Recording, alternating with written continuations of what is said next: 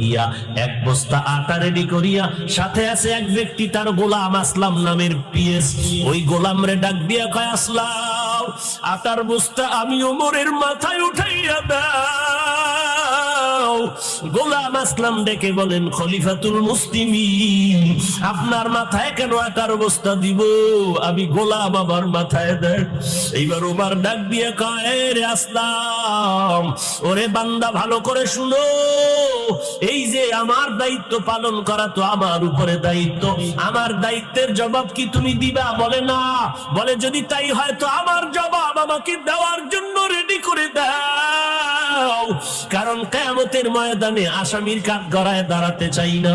বাধ্য হইয়া গোলাম ওমরের মাথায় বোগাস আটার বস্তা যখন তুলে দিয়েছে, খলিফাতুল মুসলিমিন অর্ধ জাহানের খলিফা মাথায় বস্তা নিয়ে চলছেন গভীর রাত।